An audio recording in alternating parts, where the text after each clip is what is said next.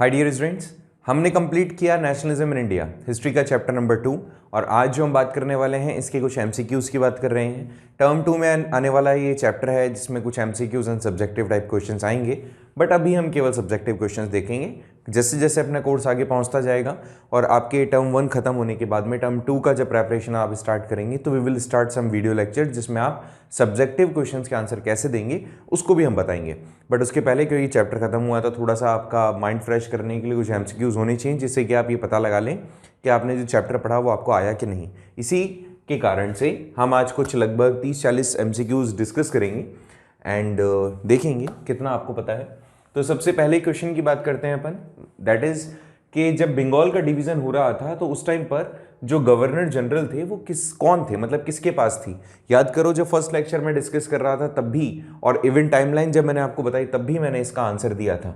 Option A कहता है कि लॉर्ड वॉरेन हेस्टिंग थे, ऑप्शन बी लॉर्ड कैनन, तीसरे लॉर्ड क्रूजॉन, लॉर्ड हार्डिंग्स। ये ऑप्शन डी था। कौन थे इनमें से? राइट आंसर कमेंट बॉक्स में जल्दी। अगर आपका आंसर सी था तो yes you are right. Answer C is the right answer for this question. Okay, next question है the government of India act 1919 किसके ऊपर बेस्ड था, मतलब यहां पे किस पर्सन ने रिपोर्ट दी थी जिसके हिसाब से हमने 19 एंड 19 का ये जो एक्ट था उसको अडॉप्ट किया। क्या ये साइमन कमीशन था, क्या ये नेहरू रिपोर्ट थी, क्या मॉन्टेस्क्यू कैल्सफोर्ड रिपोर्ट थी, या मॉर्ले एंड मिंटो एक्ट था। बहुत फेमस थे सारे।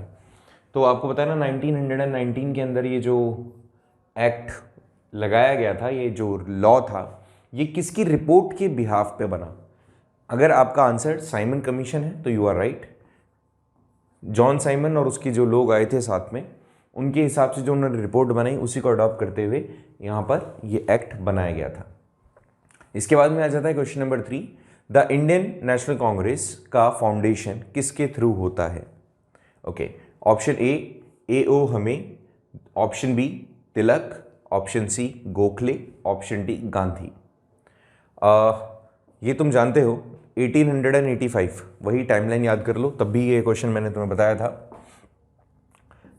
जो ऑलिन ऑक्टिविन जो हमें थे, जो कि एक सिविल सर्वेंट थे रिटायर्ड, उन्होंने इसका एक तरीके से फॉर्मेशन किया था। आगे चल के पहले तो ये इंडियन नेशनल यूनियन हुआ करती थी इनके टाइम में, फिर इनका नाम बदल के इंडियन नेशनल कांग्रेस कर दिया गया था 1885 के अंदर ही लास्ट में, ठीक है, दिसंबर। So right answer A. Next question पे आ जाते हैं। एक कॉन्फ्रेंस हुई जिसके अंदर कांग्रेस डिवाइड हो गई 2 कैंप्स में, एक्सट्रीमिस्ट एंड लिबरल्स में। वो कौन सा सेशन था?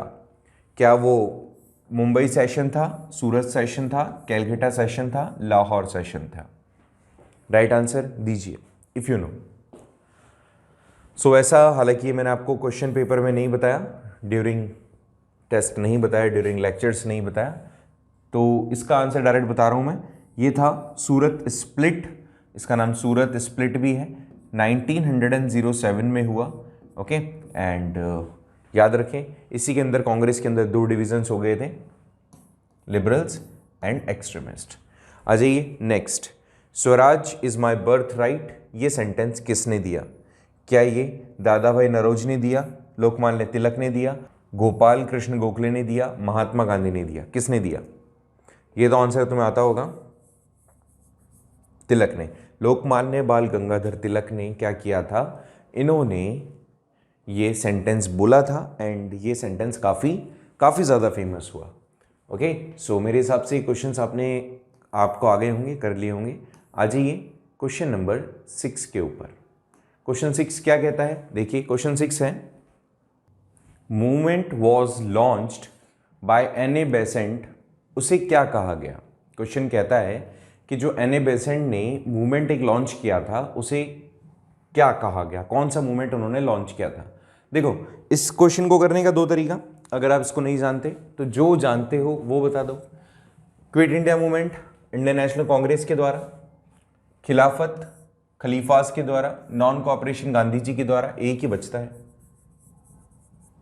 Home rule.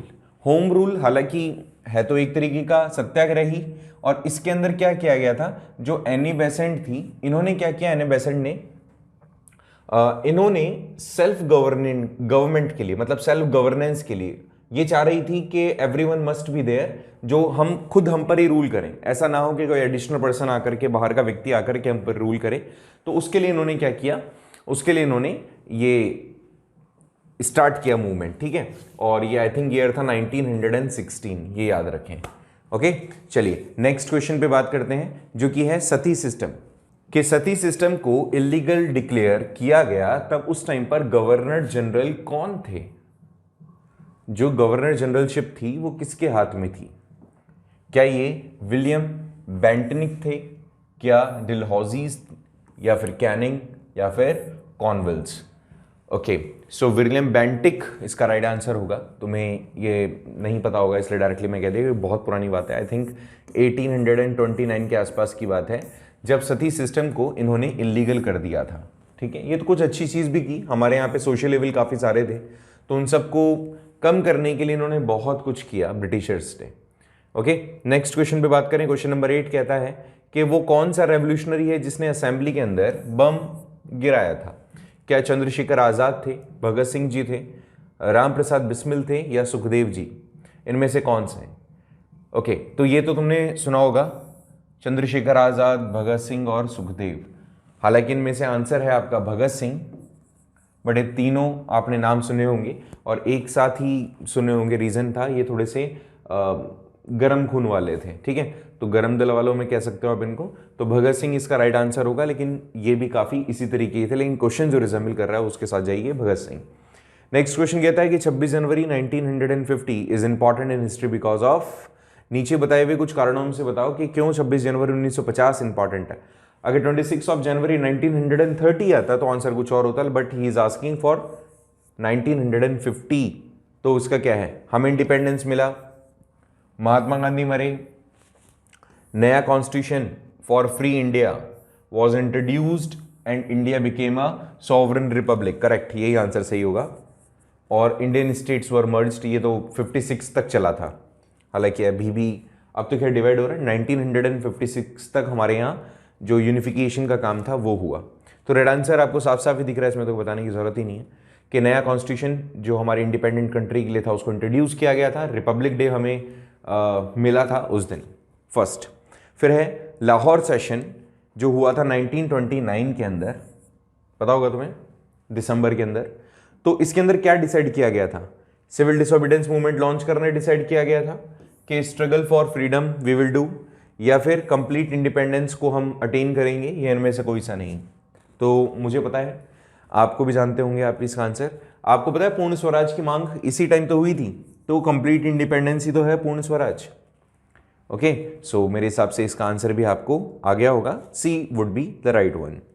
नेक्स्ट क्वेश्चन कहता है कि who was known as the frontier Gandhi? ये भी मैं आपको ऑलरेडी बता चुका हूं। फ्रंटियर गांधी किसे कहा जाता है? मौलाना आज़ाद को, मोहम्मद अली को, खान अब्दुल गफूर खां को, या फिर नन ऑफ दीज?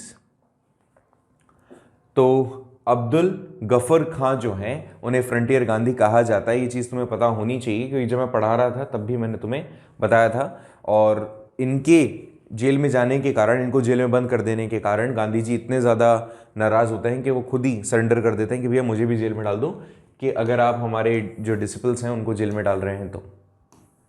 ओके, चलिए बात करते हैं नेक्स्ट कुछ क्वेश्चंस की। देखिए नेक्स्ट क्वेश्चन कहता है क्विट इंडिया मूवमेंट ऑर्गेनाइज हुआ था कब? जून 1941, 8 ऑफ जून 1942, जुलाई 1943 और 46? ओके, सो राइट आंसर ये मैं आपको बता चुका हूं लास्ट लेक्चर के अंदर, अगस्त 1942। ओके, नेक्स्ट है आपका फर्स्ट सत्याग्रह कहां पर लॉन्च हुआ? 1917, ये वही है 1916 और 70 वाला। तो फर्स्ट सत्याग्रह मूवमेंट कहां हुआ था? तो पहला अहमदाबाद, चंपारण, साबरमती या बारदोली? बच्चा बच्चा बता देगा ये तो कि चंपारण में हुआ था, बिहार, ठीक है। बेसिकली 4 आप देख सकते हो, 4 मूवमेंट थे, उनमें से चंपारण सबसे पहला था। क्यों हुआ था चंपारण में बताना पड़ेगा तुम्हें, ठीक है, कमेंट बॉक्स में बता दीजिएगा। नेक्स्ट है कि मुस्लिम लीग ने पार्टीशन की डिमांड कौन से ईयर में की थी? वॉज इट 1906, 1936, 1940 और 42? कौन सा ईयर था जिसमें मुस्लिम लीग ने डिमांड कर दी थी पार्टीशन की। देखो ऊपर था क्विट इंडिया मूवमेंट, बट उसके पहले ही जो हो रहे मूवमेंट्स थे जैसे सिविल डिसोबीडियंस मूवमेंट, उसके बाद से ही क्या हुआ, बहुत सारे जो लोग थे स्पेशली मुस्लिम्स और हिंदूज, क्योंकि ब्रिटिशर्स ने क्या किया था, हमारे बीच में जो दूरियां थी उसको बढ़ा दिया था, ठीक है, डिवाइड एंड रूल पॉलिसी को बिल्कुल अच्छे तरीके से वो काम में ले रहे थे, और हिंदू और मुस्लिम्स काफ़ी अलग हो गए थे। तो यहाँ पर उनके बीच में एक नफरत का जो बीज होता है ना, वो आ गया था, जिसके कारण से उन्होंने डिमांड रख दी कि भैया हमें तो अलग ही राष्ट्र चाहिए, जिसके अंदर मोहम्मद अली जिन्ना जो थे वो एक बहुत इंपॉर्टेंट रोल प्ले करते हैं, और हमारे इधर से नेहरू जी। तो ये ईयर था 1940। नेक्स्ट था कि ब्रिटिशर्स ने क्यों इंडियन रेलवेज को डेवलप किया, उनके पीछे का कारण पूछा इसने। तो ऑप्शन ए कहता है कि वो इंडिया को ज़्यादा से ज़्यादा एक्सप्लॉइट करना चाहते थे, ट्रैवलिंग इंडिया के अंदर इफेक्टिव बनाना चाह रहे थे, टूरिज्म को डेवलप करना चाह रहे थे इंडिया में, या इंडिया का इकोनॉमिक प्रोग्रेस करना चाह रहे थे। ब्रिटिशर्स ने कोई भी खर्चा इंडिया के वेलफेयर में नहीं किया, ये बात तो तुम जानते होंगे। यही कारण है कि अगर मैं यहाँ पर ऑप्शन नंबर ए कहूँ तो ज़्यादा बेटर ऑप्शन होगा, कि वो मैक्सिमम एक्सप्लॉयटेशन करना चाह रहे थे कि बड़ी बड़ी जगह से, आपको पता होगा शिप बनाने के लिए लकड़ी चाहिए होती थी, एंड वो जो लकड़ियाँ होती थी इट्स नॉट लाइक कि कभी भी आपने उगाया और आसानी से उग गई, एक साल के अंदर ही उग गई आपके लिए। शिप बनाते थे बड़े बड़े, और जिसके अंदर वो लकड़ियाँ यूज़ करते थे, पहले ओक जो ट्री होता है उसकी लकड़ियाँ यूज़ करते थे, बाकी फिर जब वहाँ पे ख़त्म हो गई इंग्लैंड के अंदर तो वो यहाँ इंडिया से एक्सपोर्ट करने लग गए यहाँ की जो लकड़ी होती थी, क्योंकि हल्की होती थी, तैरती थी पानी के ऊपर। तो ऐसी कई सारी चीज़ें थी जो उनको एक्सपोर्ट करना होता था अपने देश में, सो दैट उन्होंने इंडियन रेलवेज को क्या किया, इंट्रोड्यूस किया, और यही इसका आंसर निकलेगा कि वो ज़्यादा से ज़्यादा एक्सप्लॉयटेशन करना चाह रहे थे इंडिया का और इसके रिसोर्सेज का, दैट इज़ वाई उन्होंने इंडियन रेलवेज का इंट्रोड्यूस किया।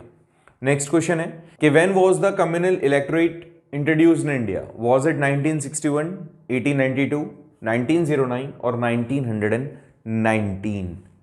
देखो भाई 1961 नहीं होगा, 1892 नहीं होगा, 1909 आंसर है इसका, 1919 भी नहीं हो सकता। चंपारण लगातार कॉन्टिन्यूसली उसके बाद तो जो मूवमेंट्स थे वो चलने लग गए थे, और ये जो इंट्रोड्यूस हुआ नया रिफॉर्मेशन आया था, ये उस टाइम पर आया था जब इंडिया के अंदर नए नए लॉज इंट्रोड्यूस्ड हो रहे थे, जिस दौरान गांधी जी लौट के इंडिया आने वाले थे। तो ये सही आंसर होगा 1909। ओके, नेक्स्ट क्वेश्चन है कि which of the following conspiracy Khudiram Bose was sentence death penalty? यहाँ पर एक रेवोल्यूशनरी है, उनके बारे में पूछा गया है कि उनको डेथ सेंटेंस जो दिया गया था वो किसके कारण से दिया गया था, क्या ऑफेंस था उनका। यहाँ पर बताया कि केस था मेरठ में जो हुआ, एक लाहौर में, एक अलीपुर में और एक कानपुर में। कौन सी कॉन्स्पिरेसी के तहत इनको डेथ सेंटेंस दिया गया? तो अगर आपने इसके बारे में नहीं पढ़ा तो मुजफ्फरपुर के अंदर एक कॉन्स्पिरेसी हुई थी जिसको आप अलीपुर भी कहते थे या अलीपुर भी कहते हो। वहाँ पर इन्होंने क्या किया था, एक पर्सन के ऊपर, मतलब एक पर्सन था उसके साथ में दो विमेन थी, उसको एक तरीके से मतलब मार दिया था, मर्डर कर दिया था, बॉम्ब से उनको उड़ा दिया था। तो 3 लोगों की मौत हुई थी, और ये जो पर्सन थे ब्रिटिशर्स थे, इसी कारण से उनको सेंटेंस दिया गया था, डेथ सेंटेंस। नेक्स्ट है, कौन से वो एक्सट्रीमिस्ट लीडर थे जिनको 6 साल के लिए इम्प्रिजनमेंट मिला इन द ईयर 1908? क्या वो विपिन चंद्र पाल थे, लाला लाजपत राय थे, अरविंद घोष थे, या फिर आपके बाल गंगाधर तिलक थे? राइट आंसर जल्दी से कमेंट बॉक्स में बताइए, तुक्का नहीं मारना है, अगर आपको पता है तो ठीक है, नहीं पता है तो मार्क कीजिएगा option number C, option C would be the right answer. Bal Gangadhar तिलक को 6 साल के लिए इम्प्रिजनमेंट दिया गया, इसके बाद में इनको एग्जाइल कर दिया गया, इंडिया से बाहर कर दिया गया, मतलब देश निकाला एक तरीके से दे दिया ब्रिटिशर्स के थ्रू। ठीक है, आ जाइए नेक्स्ट क्वेश्चन पे। क्वेश्चन कहता है, name the leader of the revolutionary party Yugantar. इसको जुगांतर भी कहा गया कई जगह पर, युगांतर दल, इसके लीडर कौन थे, इस रेवोल्यूशनरी पार्टी के लीडर कौन थे? पहली चीज तो बता दूं, ये जो बेसिकली एक जो युगांतर है, ये एक आप कह सकते हो एक पेपर भी था, एक तरीके का इंफॉर्मेशन, एक मतलब एक ग्रुप था, ऑर्गेनाइजेशन था, जिसको कई सारे रेवोल्यूशनरी मिलकर चला रहे थे, बट लीड कौन कर रहा था उसके बारे में पूछा है इन्होंने। क्या ये भूपेंद्र दत्त थे, रास बिहारी बोस थे, या जतेंद्र नाथ मुखर्जी थे, या हरदयाल थे? कौन थे? तो इनका अगर मैं नाम बताऊं तो ही वॉज जतेंद्र नाथ मुखर्जी, ठीक है। इन्होंने क्या किया था, इसी रेवोल्यूशनरी ने इस दल का या इस पॉलिटिकल पार्टी का, रेवोल्यूशनरी पार्टी का एक तरीके से स्टार्टिंग या लीडरशिप की थी। ओके, आगे चल के देखिए, क्वेश्चन आता है कि दिल्ली चलो स्लोगन किसने दिया? क्या ये भगत सिंह थे, रास बिहारी बोस थे, या फिर सुभाष चंद्र बोस थे, मोहन सिंह थे? ऑब्वियसली ये तो बहुत ही सिंपल था। दिल्ली चलो जो कंसेप्ट था वो सुभाष चंद्र बोस ने दिया था। ओके, नेक्स्ट है कि विमेन जो रेजिमेंट है, एक सेकेंड बेटा, एक सेकेंड रुकिए। इसने कहा जो विमेन रेजिमेंट है उसका इंडियन आर्मी का जो विमेन रेजिमेंट है उसे क्या कहा जाता है? सो ऑप्शन है A, option A is option A Rani Jhansi brigade, option B Razia Sultan, option C Tarabai, option D Putlibai. देखो, रानी झांसी तुम जानते हो 1857, रजिया सुल्तान मुगल सल्तनत, ताराबाई मराठा रिवॉल्ट, और पुतलीबाई रेवोल्यूशनरी लीडर की mother. Okay, so obviously Indian army की बात है तो करेजियस की बात है, तो all the courage comes from, if specially we are talking about women, तो झांसी रानी इससे तो कोई शायद बड़ा हो ही नहीं सकता। तो जो रानी झांसी थी उनके नाम पर ही रानी झांसी ब्रिगेड रखा गया, हमारे इंडियन आर्मी की जो विमेन रेजिमेंट है उनका नाम। नेक्स्ट था, इनमें से कौन से वो पर्सन हैं जिन्होंने जो मोतीलाल नेहरू ने रिपोर्ट निकाली थी साइमन कमीशन के साथ, उनको एक्सेप्ट करने से मना कर दिया था? क्या ये कम्युनिस्ट थे, मोहम्मद जिन्ना थे, कांग्रेस थे, या नन ऑफ द अबव? तो ऑब्वियसली नेहरू जी के साथ कॉन्फ्लिक्ट, जवाहरलाल नेहरू नहीं बोल रहा हूँ, मोतीलाल नेहरू की बात कर रहा हूँ। नेहरू रिपोर्ट मोतीलाल नेहरू की लीडरशिप में थी, हालांकि इसमें जो चाचा नेहरू हैं उनका भी हिस्सा था, लेकिन मोहम्मद जो जिन्ना थे बिल्कुल भी इनको सपोर्ट नहीं कर रहे थे, उन्होंने एक्सेप्ट करने से ही मना कर दिया। Next, Gandhi ji was arrested in year 1930 before he could make salt from the sea. आप देखिए इस वाली चीज़ को एक बार इग्नोर करें, गांधी जी को अरेस्ट कहाँ गया था? सॉल्ट बनाने के कॉज में।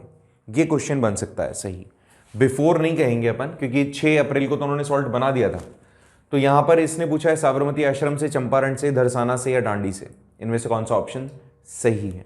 तो याद रखिए आप, शायद 3 मई के आसपास की बात है। धरसाना से उनको क्या किया गया?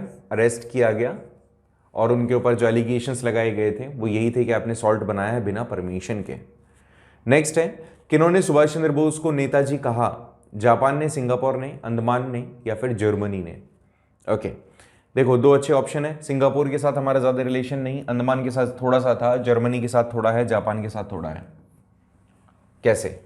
देखिए, सुभाष चंद्र बोस जब हिटलर के उनके साथ कांटेक्ट में आते हैं तो हिटलर के साथ उनकी बातचीत होती है, और सुभाष चंद्र बोस जब जर्मनी जाते हैं हिटलर से मिलने for help, taking help actually, तो जर्मनी पहुंचने के बाद में उनको नेताजी कंसिडर किया जाता है, नेताजी बोला जाता है उनको, और फिर वहाँ से उनको जापान भेज दिया जाता है, और जापान से फिर हमें सोल्जर्स मिलते हैं हमारे, और उसी के थ्रू जो सुभाष चंद्र बोस हैं वो अपनी आर्मी क्रिएट करते हैं, आज़ाद हिंद फौज। ओके, तो आंसर होगा बेटा D, answer D. Question next कहता है कि which of the 2 movement started together?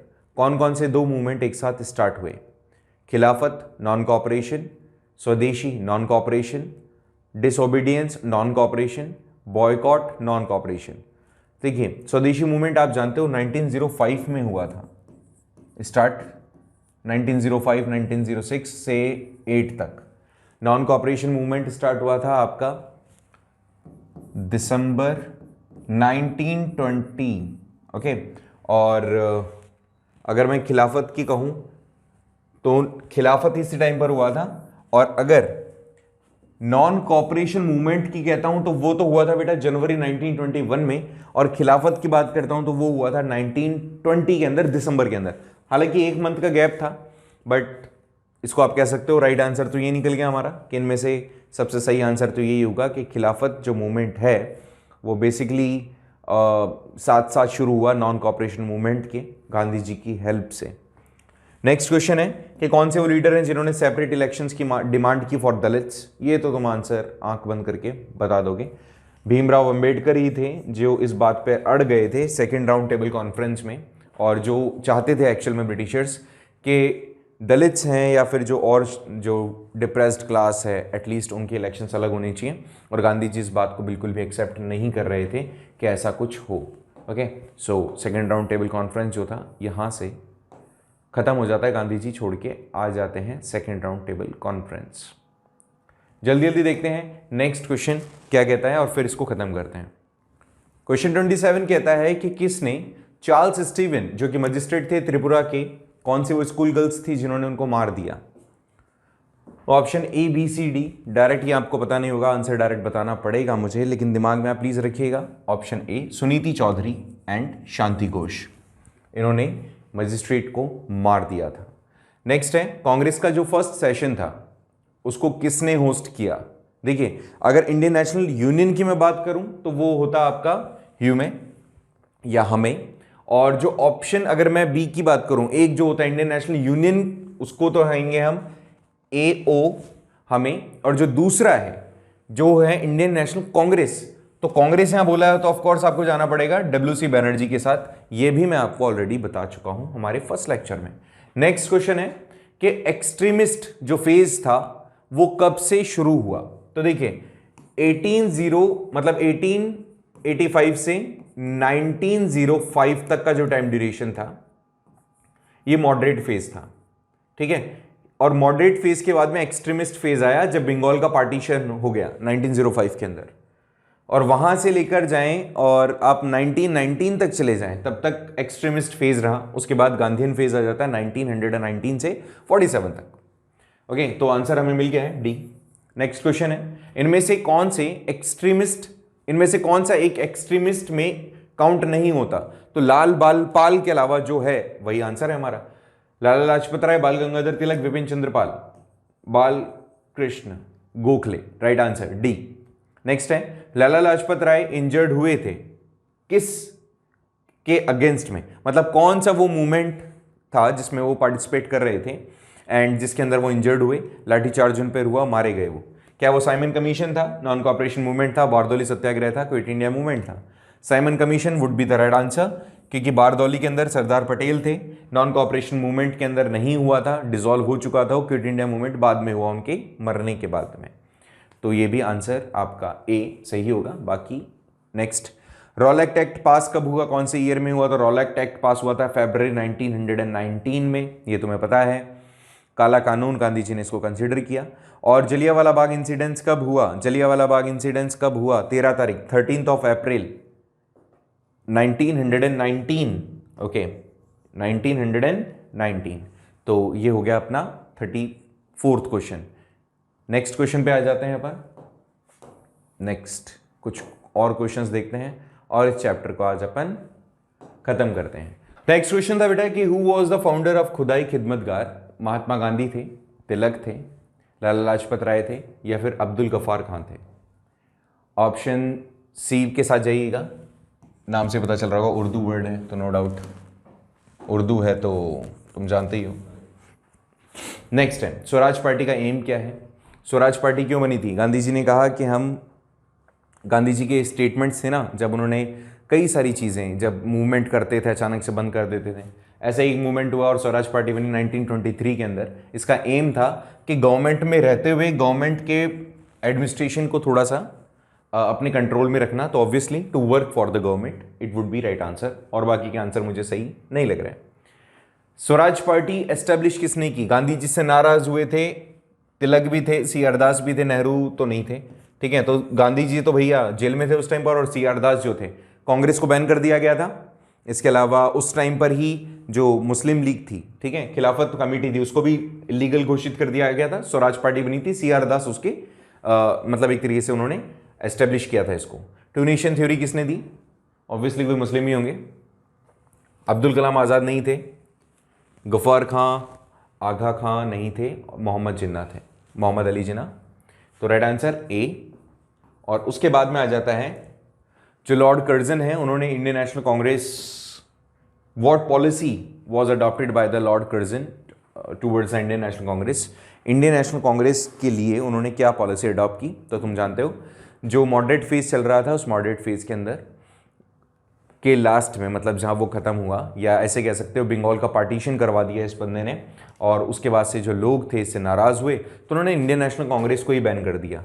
तो यहाँ पर देख लीजिए कुछ ऐसा है, तो बिल्कुल है, फर्स्ट ऑप्शन में दिख रहा है कि इन्होंने डिक्लेयर कर दिया कि भैया तुमने जो ग्रुप बना रखा है इलीगल है, हम तो आपके साथ हैं ही नहीं। तो ऑप्शन ए के साथ जाइएगा, option A would be right one. Okay, so like this we have completed some questions, और इसके हिसाब से हमारा चैप्टर है वो भी हमने कंप्लीट किया। मिलेंगे नेक्स्ट चैप्टर में, कौन सा चैप्टर पढ़ना है कमेंट बॉक्स में बता दीजिएगा। स्टार्ट करेंगे नया चैप्टर, और उसके साथ साथ पहले आप अपने टर्म एग्जाम्स दें अच्छे से, और हमारे जो एग्ज़ाम चल रहे हैं उनको भी दें। उसमें कहीं प्रॉब्लम आए तो डाउट पूछें, टेलीग्राम के थ्रू, व्हाट्सएप के थ्रू भी पूछ सकते हो, और अच्छे नंबर गेन करो। Thank you so much.